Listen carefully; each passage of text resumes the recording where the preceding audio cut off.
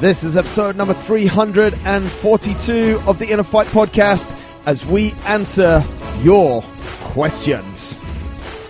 Welcome back to another edition of the InnerFight podcast brought to you by Smith Street Paleo. Remember, hop over to iTunes, rate, review the podcast, tell all your friends about it, and we will send you a goodie bag of Smith Street Paleo stuff. In this show, we're taking your questions. People have mailed us questions, winning at InnerFight.com. Questions that people have asked us whilst we're coaching, questions that people have left in the gym. All your questions with our answers. No matter where you are in the world, thanks for tuning in. Let's jump into today's show. This is it, Andre. We've opened ourselves up. The new format. We've been rolling out different shows. Guests, check. Yep. Topics, check. And this is the first in our new series, questions. We've had really big demand on this one. Yeah. So many questions, both from members and listeners. And yeah. So if you don't get your question answered in this week's show, this will go round in about 3 weeks or 4 weeks, and we'll do another Q&A. We have about 30 questions. And it wouldn't be fair not to answer them all in great detail with scientific evidence and some general chit-chat. So, anyway, mate, let's get into it. I want to hit off... There's quite a lot of food ones. And I want to hit off with this one. I get hungry between lunch and dinner. What do you suggest for a snack? Smith Street Paleo balls. That's it, isn't it? Straight up, bosh. That wasn't even a setup. That was a legit question from someone. Like, they genuinely get and something super simple. I mean, that's what I do. And I think it's the in between meals that often goes wrong. Yes. That's where we start eating all the crap. Yeah. And the paleo balls are just such a good solution for that. Because I have a close contact that works in Smith Street Paleo, I'm privy to the recipes, mate. We can share what's in those balls. Oh, really? Yeah. I can hook you up. Good answer for me. Why? Because it's nuts and it's dates. So from the dates, we're getting a little bit of sugar, and from the nuts, we're getting a little bit of fat. We're obviously getting natural sugar from the dates, so it lifts us up a little bit.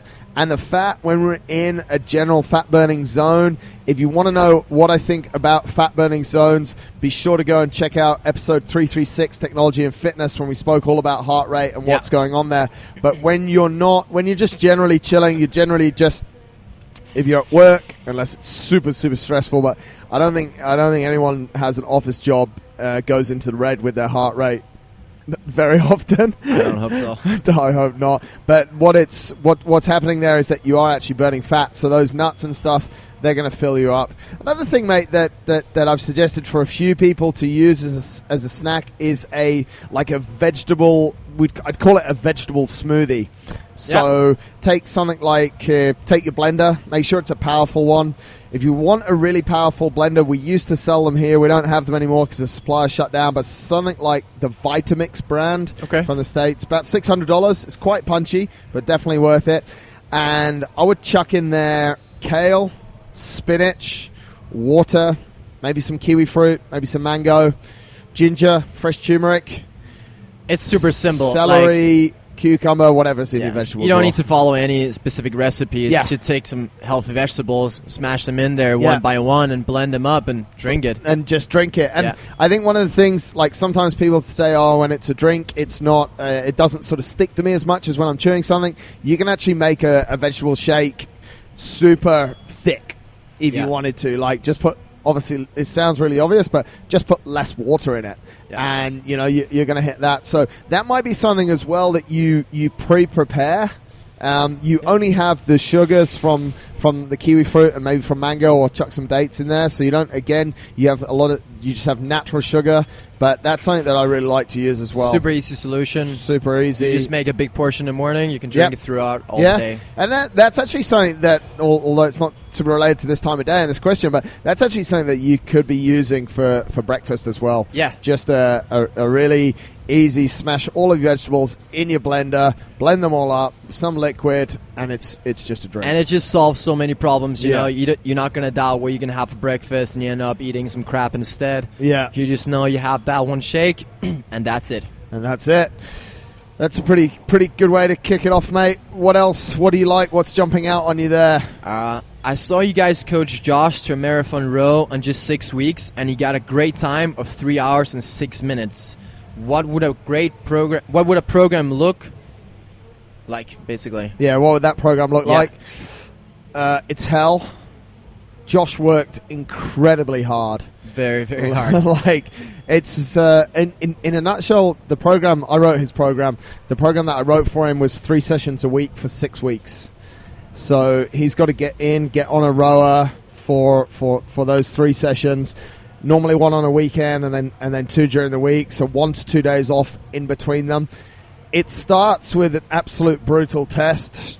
I do a 20-minute max distance test. Yeah. So and we actually do this across different sports. We do it as well in cycling to get a power reading. We do that in CrossFit as well. We do that, yeah. You've done a lot of that recently, haven't you? So 20 minutes is a pretty good gauge. We can see. And what does that show? Aerobic capacity? Or? Yeah, I'm testing his aerobic capacity. Yeah. That's what I'm doing. And we kind of brief people to go out. We call it, I think this is one of Flanners' favorite terms, comfortably hard. Okay. So, first 5 minutes, you're not just... The worst thing that we'd like to see is that you just sort of just cruise through it, and then the last 3 minutes pick it up. What we want, actually, is the last 6 minutes, you're hanging on for grim death. Then we know that you've done a proper aerobic capacity test. So open up at a hard pace and just try to hang on. Just sort of try and hang on, which is easier said than done. Takes a little bit of mental sort of toughness. From there, we can gauge a little bit of pacing. I can also see how his heart goes. And based on what we know about distances covered and pacing, we can start to, from that early point, I can start. So I care about his heart rate, and I care also about his pace per 500 meters. Yeah, so you can kind of see whether he's 500 strokes per hour, or if he's just super powerful athlete. Super powerful. Exactly. Few strokes per minute. Interesting. Very interesting. Exactly, mate. So and then what those 3 sessions a week will look like, at least 1, if not 2 of them, will just be absolutely all in. So this is real sort of red line stuff, like how hard you can bury yourself. It'll be 10 or 15 500 meters with 2-minute rest. Yeah. And I'll play with the pacing, so I wouldn't always get it right in the first week. But so you do your 20-minute test, and then one of my favorite follow-up sessions from that, so that I can actually make so that I can know if someone's serious, is 15 500s with 2-minute rest. Yeah. And if you get through those first 2 tests, you've got a set of balls, and you actually want to do this. If you get to effort number 7 on the 500s and suddenly your Garmin doesn't work or your screen doesn't work, I know you don't want it. So when you have a client that wants a rowing program, you need both them to track their heart rate and take a picture of the screen? Yeah, so that's the most important thing, mate. We won't really work with anyone. As you saw when you started working with the guys in the States, we spoke about in the Technology and Fitness show, we won't work with anyone that doesn't have a heart rate monitor. Yeah. The most important thing is the heart rate, and then those 2 things that we just spoke about, stroke rate and speed per 500. Yeah. With Training Peaks, again, if you want to know what Training Peaks is, I'm not going to go into it now. Episode 336, we talk all about it. It tracks all of these things, but you have to put the data in. You can also attach images to your workout. Yeah. So that's what Josh does. So yeah, and then, mate, the 3rd session of the week is what we call LSD. Long, slow distance. So it's not quite what you think it is, but it'll be. So if I can almost figure out sort of where the comfort zone is, where that fat burning zone is, before he dips into those carbohydrates, and we'll just get them to do at the start. I'm relatively nice to people; they'll just do like 40 minutes or an hour. As it gets longer, that'll go to 15Ks. 20Ks, 25Ks. Josh did a 30K as well. So each week I just increased that distance but we remain, and this is a row that's done completely on heart rate. So, it'll be a 135 or a 140 heart rate. Yeah. You won't go above that for the whole time. So he just keeps checking his watch to see. Just keep checking. And this is the thing, mate. This is what's crazy, and I don't want to put people off, but you're with the way that I write the program is you're either deep in pain, or you're literally just sat there going, when is this going to end?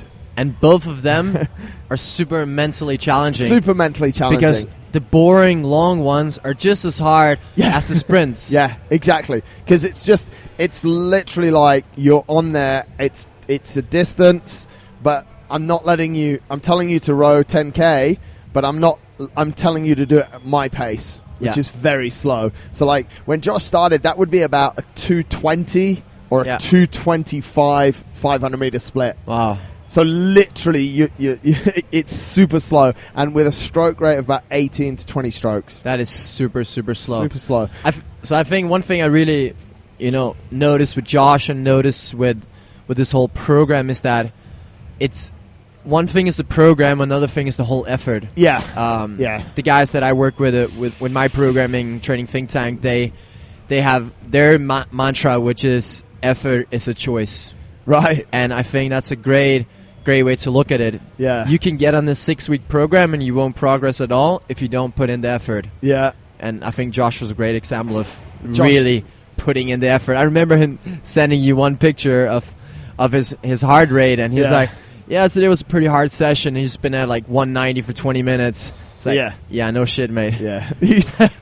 That's the way it goes, and it's like, but I think as well, and it takes a special kind of person if you get addicted to the numbers.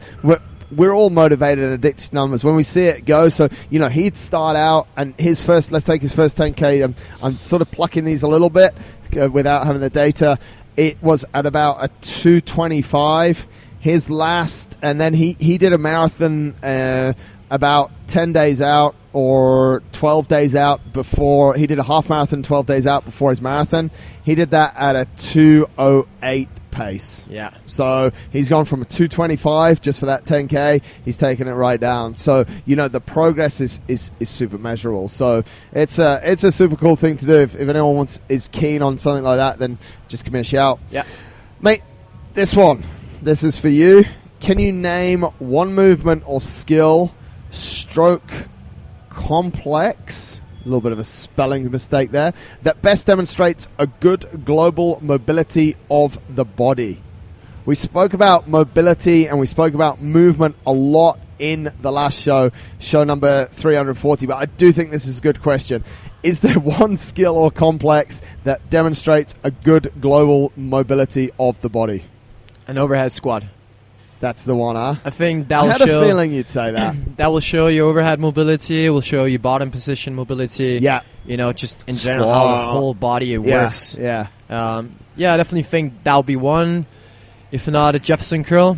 Where you stand fully extended, straight legs. You have either a barbell or nothing, or a dumbbell or whatever, an odd object in your hands. All the way down. You stand fully extended, arms straight, and then you basically just fold one vertebra at a time. Yeah. It's like the worst deadlift you can ever imagine, basically. And you roll as far down as you possibly can. That will show basically how flexible your whole posterior chain is. Yeah. I think there's the one thing that they do. They use the overhead squat on the level 1 course of CrossFit when you become a CrossFit coach. Now, what's your thoughts on that, mate? They use only a PVC pipe. When you put I don't want a decent load, because a lot of people shouldn't be loaded at all. No. But a PVC pipe it's almost like doing it with nothing. Yeah. Incredibly, incredibly hard. We often see that when we take the PVC pipe we have a 5 kilo barbell. Yeah. It's very different. It's very different. So what should people... But then you see some people with a 10 kilo barbell and it's like they're going to snap their elbows in half. For you, where's the line there? That's a tough one. I would say that I can perform an overhead squat with a PVC pipe exactly as I would perform an overhead squat with whatever You're not normal in whatever that load you can imagine. Right. So I think it can be a little bit I hate when clients come up and say that, oh, I can only do it when it's heavier, or it's just empty bar. Like I can't perform the movement correctly because it's just too light. It's like no, that's not correct. Right. So I guess with the PVC pipe, it's a little bit the same. I think you should be able to perform an overhead squat with a PVC pipe. The only thing with that is it's a lot harder to feel where is the load. Where's the load going to be? Right. So you'll see people, you'll tell them, do an overhead squat with a PVC pipe. Yeah. It's just going to be sitting right in front of their face. Yeah. And they won't even notice. Yeah. Like, did I do it right? Yeah. It's like, you couldn't feel that bar wasn't over your head? No. So I think if you have 5 kilo bars or 10 kilo bars, it might be a good idea, as long as it's performed under controlled circumstances and not in the middle of a workout. It's like, oh yeah, just try to grab this bar of 60 kilo and let's AMRAP it for 20 minutes to see how it goes. Mate, this is another one that I think sort of comes under your domain a little bit, related to gymnastic movement, the pull-up. This is something I've been meaning to ask for a while. What is a good exercise to do to replace pull-ups where there are no facilities available, or I like this bit, or anywhere to hang from? So, can we do a pulling movement with nothing to pull from? Like, and what could we possibly do to sort of substitute that? So if there's no rings, no bar, let's just assume that nothing. You can go back to the basics. I mean, we look at what muscles are working when we're doing a pull-up, the lats, the biceps, and so on. Right. We're going to try to activate those. So that could be a simple bend-over row. Right. With a barbell or a dumbbell or kettlebell. So you just bend over. You can do it with both hands for one hand. Yep. And you just pull your elbow straight back and up. Right. That will get your bicep. It will get your lat, your back, just working. I mean, if you're really equipment depleted, you could do that with a 6-pack of water. It doesn't matter. Yeah. That would be one thing. I think another thing would just be to grab an elastic, attach it to something high, and just pull the elastic. So you lay on the floor. Yep. In a hollow body. Yep. So that's where you kind of suck in your belly button, squeeze your butt, legs straight in front of you. You grab the elastic and you pull it down to your hips. Right. So with complete straight arms to activate your lats. Yeah. And activate that hollow body that you essentially want to be in when you do a perfect pull-up. That would be an elastic band, like similar to the bands we got in our gym. Yeah. That would almost be something that, if you were thinking you were going to somewhere that doesn't have facilities, you could just take one of those, because the number of uses for it are infinite, really. Yeah. That sort of, and it's we have generally there's 3 different types. There's the green one, which has got a lot of resistance, a blue one, and a red one. Yeah. Blue one's sort of the middle resistance. You can have a couple of those in your kit bag or in your travel bag. That's super a really good idea. Progress if you're getting stronger in that. And you could probably normally find somewhere to anchor it at the top and then pull it down. Yeah. I think sometimes maybe there's a little bit of a mindset thing on a pull-up, isn't there? If I'm not like directly pulling, and it's kind of what you always say, that you need to just be able to feel that movement. So even just to wrap it around a street lamp and just pull it back and forward, even just retracting your scapula is going to be beneficial. And actually, you don't even need a place to hang from, because if you just have a rack, like a squat rack, you just put a barbell in the squat rack, you sit underneath the bar, and you do a pull-up. So you can have your knees bended, and you can support with your legs as much as you need. You can even lift the legs off the floor if you want to, if it's too easy. Or you can lift one leg off, and you just pull yourself up and down. And one thing I do recommend is that you challenge your grip. So again, keep it constantly varied. You can go pronated grip, where the thumbs are pointing towards each other. Yep. You can go a supinated, where they're pointing away from each other. Yep. And you can even do a mixed grip. You can do wide grip, narrow grip. Just keep challenging the body as many ways as possible, and definitely think that you'll see the biggest progress. Quick one, mate. Thoughts on that? If we are changing the grip, if we've got the thumbs in, do we always want it around the bar, or is it an option to have it over the bar? When the thumb is below the bar, just like when you grab a barbell, hopefully, there's created a lot more torque in the forearm, which just means that the muscles in the forearm are activated a little bit different than if the thumb is over the bar. So that can be both good and bad. Obviously, you might get more fatigued by having the thumb under. Yeah.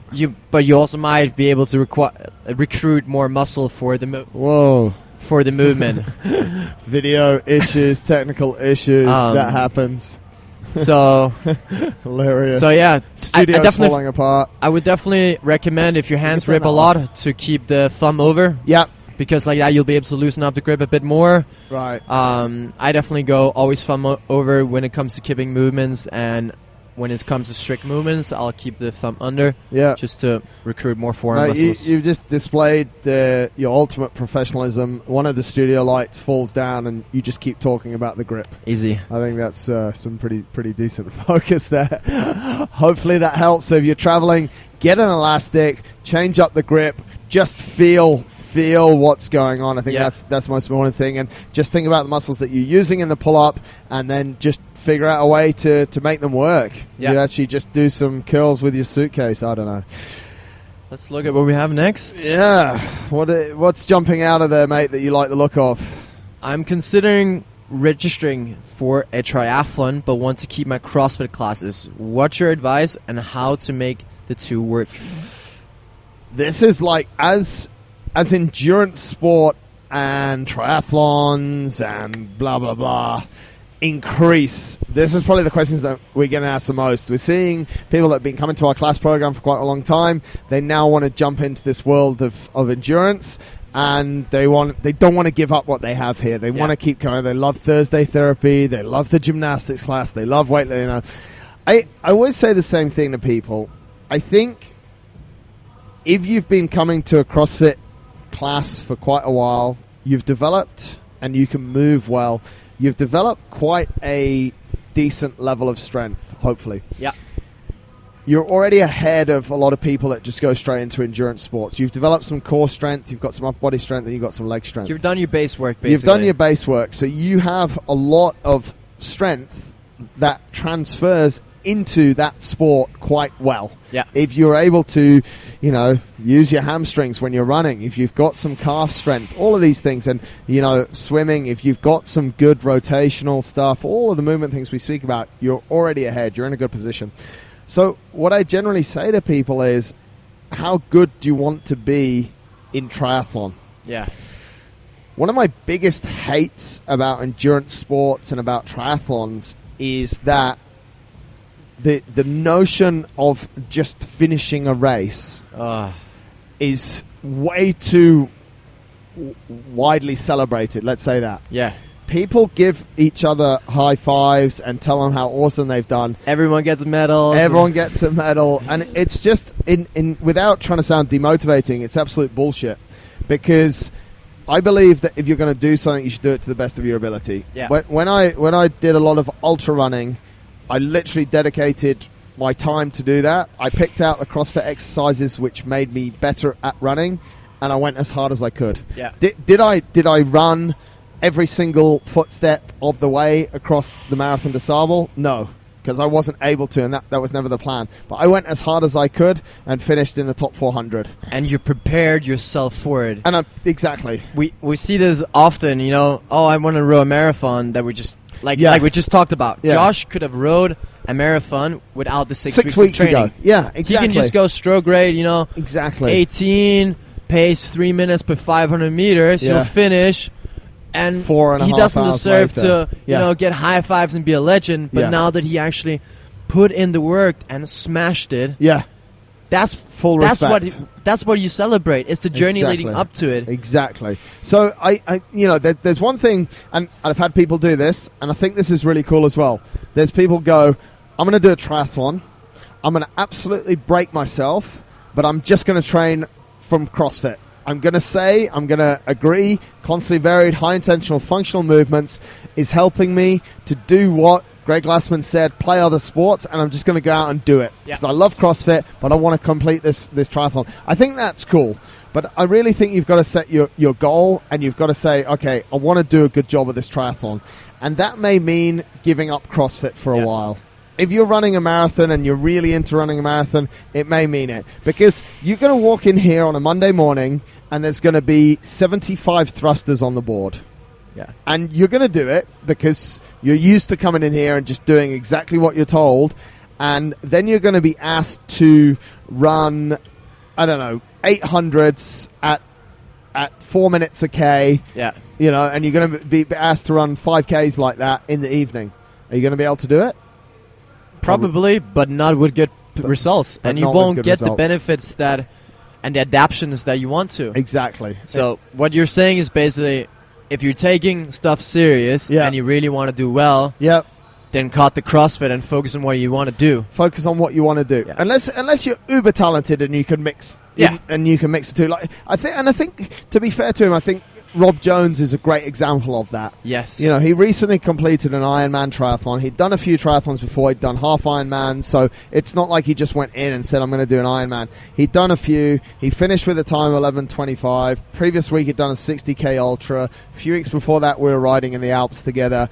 And I rewind to the start of the year, and he's done super well in the Open. Exactly. So he's obviously got getting CrossFit workouts 5 days a week. He's got some respectable scores across a lot of different domains. Yeah.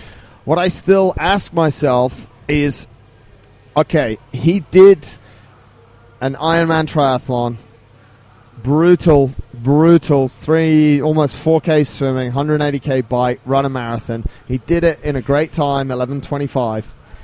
I wonder if we've trained him specifically for 6 months, what time he could get and how fast he could really go. Yeah. And when we talk about sort of getting people to the peak of performance and helping people in the best ways that we can, unless we've chucked the kitchen sink at it, I always have that sort of hesitation in my mind. Yeah. And that's why when CrossFit finished in May for me at the Masters, I knew I had some bike stuff to do over summer. I was just all in on the bike. I'm riding 4 to 5 times a week. I'm doing exercises that help me better on the bike, a lot of core stuff, a lot of mobility stuff, because I'm all in on the bike. So I think hopefully that answers the question, mate. I think that's really where focus on your main goal. Yeah. But you can always use CrossFit or other stuff as accessories. And I think as well we're almost, yes, try and almost use CrossFit to get there, but be careful sort of how you carry it, I finished half Ironman, and it took me 9 hours. Yeah, I know you finished that. You could have done that without, like we said, Josh could get on the rower on day one when I gave him that 20-minute test, and he could go, screw you, I'm going to do it now, and I'm going to ask for a refund in my coaching fees. You know what I mean? Yeah. So that's where we have to sort of be a little bit realistic, and I think there's a rite of passage as well.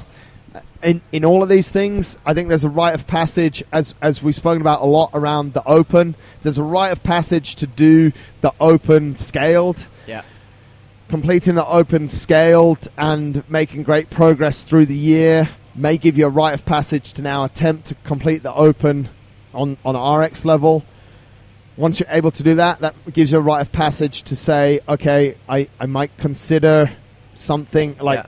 Maybe a team at regionals and stuff. There's these rites of passage, and I think the same should be in endurance sports. I see a lot of people coming in to endurance sports and saying, I'm going to do an Ironman, and I just want to punch them clean in the face because I just think it's such an insult to that sport and all the great people. Yeah. If anyone says that to me, I'll say, I'd love you to do an Ironman.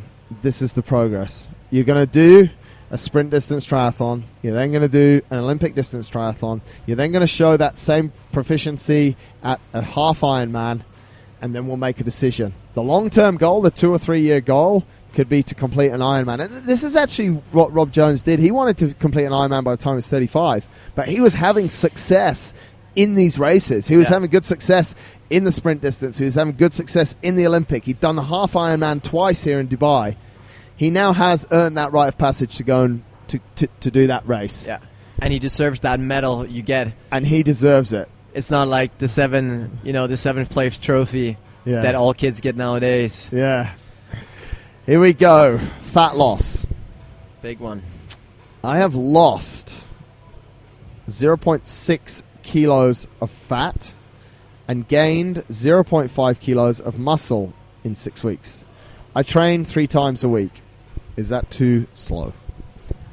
let's take a look at the dedication that's put in. Let's take a look at how much you weigh, how much fat you have, how much muscle you have. I mean, if we're talking about, let's take you or me, we're already at a pretty decent level muscle-wise and fat-wise. Right.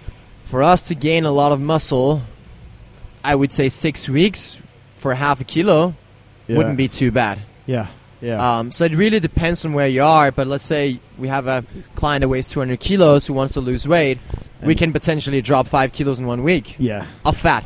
Yeah. So it really, there's so many factors to play in. Yeah. So you can't always determine, and, with the numbers and all, and there'll always be, some things that are not 100% correct with the machines. Yeah. So, I mean, generally, if your goal was to, I try and look at this from, you're right, we probably need some more information, and they're really good guidelines. I try and look at this a little bit more, just gives some hard answer here, or concrete answer. If your goal was losing weight, and in 6 weeks you've only lost 0.6 of a kg, either, like you say, you're incredibly lean to start with, or that's a terrible result. Yeah. Like, I don't want to sound harsh, but I think that's probably the best way to answer that question. Like you said, gaining 0.5 of a kilo of muscle in 6 weeks, if that's actually genuine muscle gain and not auto gain, that's not too bad. I'd expect it to be about 1.5 kilos in 6 weeks. And what type of training you've been doing? I mean, yeah, we talk about CrossFit training, we're tapping into quite a lot of different things. Yeah. If I told you to do bodybuilding for 6 weeks, you could probably gain a lot of muscle potentially. Yes. I can't say whether you would gain also some fat or lose some fat, but with CrossFit, you will lose fat for sure. Yeah. And you will gain muscle for sure. Yeah. But we have to remember that we try and develop quite a lot of different things, so that the progression will be steady, but slow, but a good way. Yeah. So difficult to give a concrete answer there, but that's both of our takes on it. So hopefully that helps. Moving on. Should women take protein? Because some say yes and some say no. And if yes, what is the best protein to take? I don't think there should be generalized whether you're woman or a man. I don't think so either. It's not really different. Yeah. We've kind of tapped into this one as well on previous podcasts. Or was it today? Yeah, we have a little bit, but I want to just bang this one a little bit again. And it might be a little bit of a rant, but I'm going to go into it. We have a perception that we need protein. We need more protein. You need somewhere between 0.8 to 1.25 grams of protein per kilo of body weight per day. Yeah. I used to weigh a lot more, but I weigh just under 90 kilos now. So if I'm using somewhere in the middle of that, I need 90 grams of protein a day.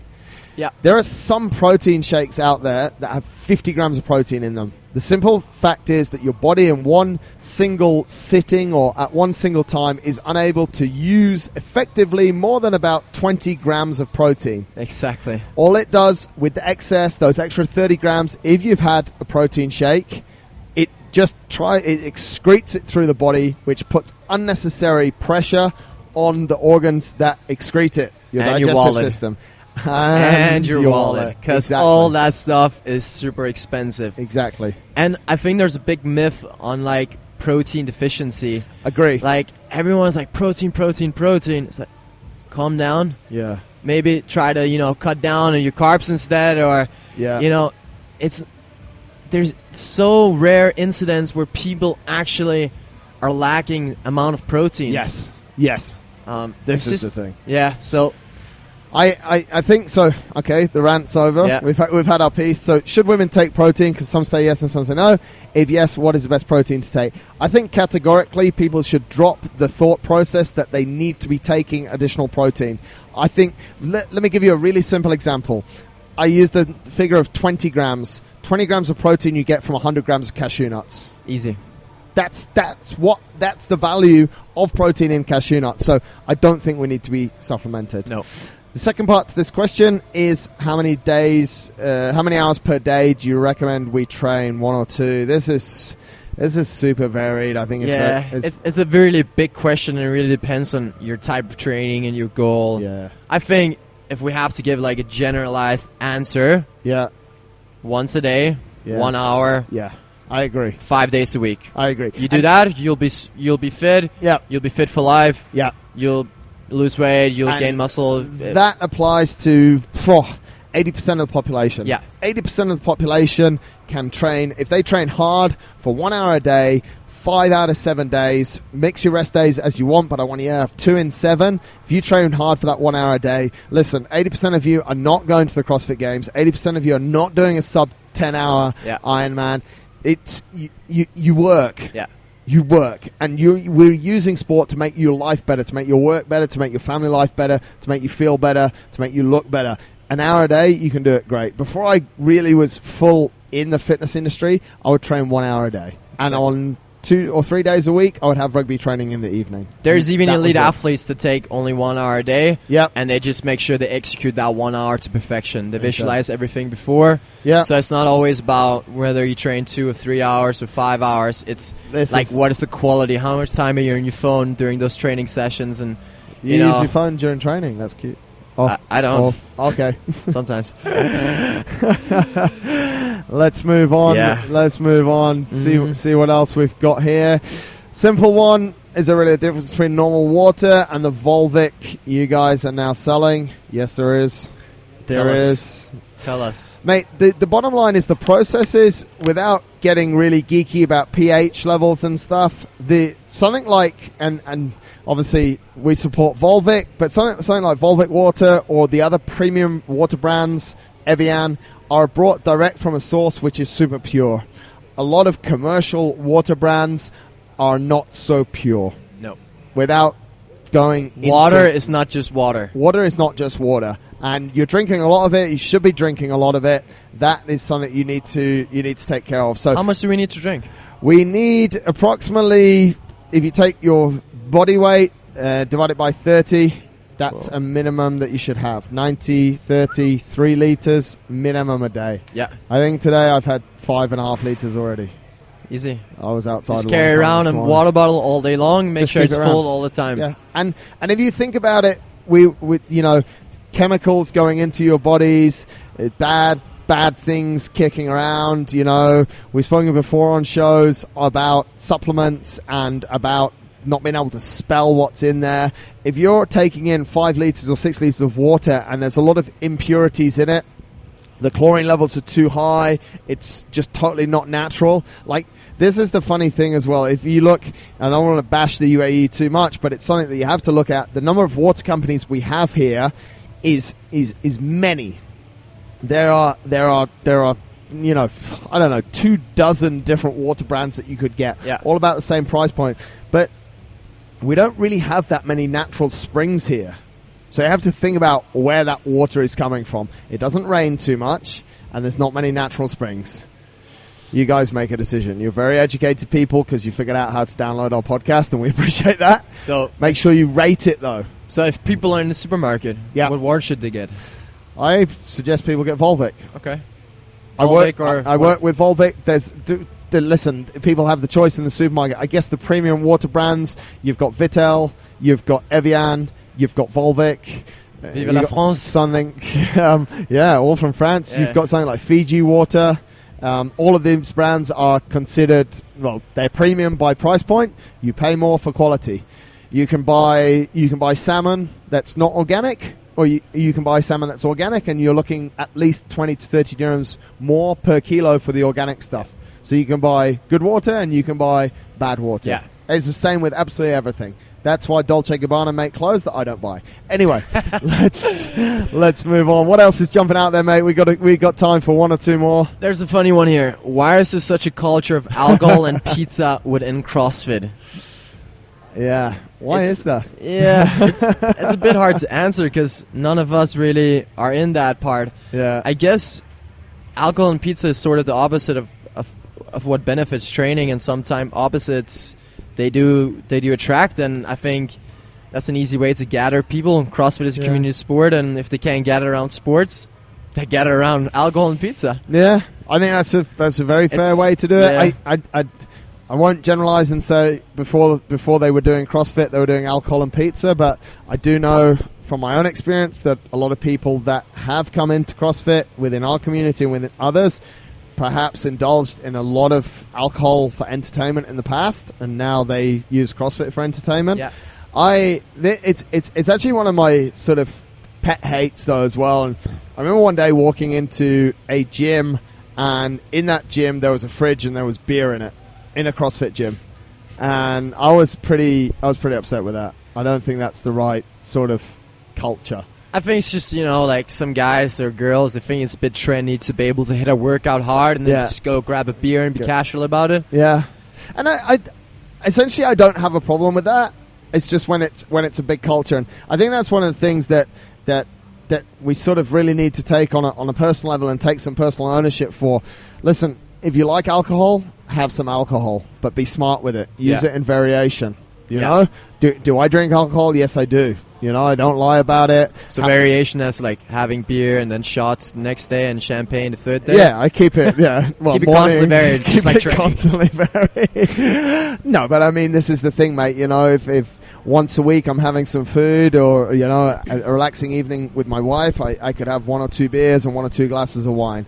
I have a rule that will never, and this might sound a lot, but I'll have one day a week where I drink, but I'll never have more than 5 drinks in one sitting.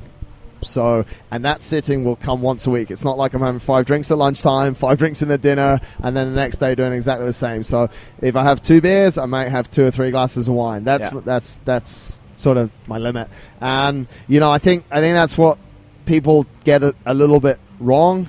And yes, there's 3 days on the weekend where you could potentially drink alcohol, and yes, it might come a little bit culturally. Like at the CrossFit Games, they sell pizza and they sell beer, and that's the way it goes. So I think you have to take a little bit of personal ownership for it. I think it's sad that it's not sad that we've received this question, but I think it's sad that this question's come around, that this person perceives that there's a culture of alcohol and pizza within CrossFit. I think that's very sad. Because it makes absolutely no sense. It doesn't, but it's obviously their feeling and what's gone across. So, I think we have to be mature about it, and I guess kind of in some places there is a bit of a culture, and whether it's right, I think it's absolutely wrong. But mate, that's 40 minutes worth of questions.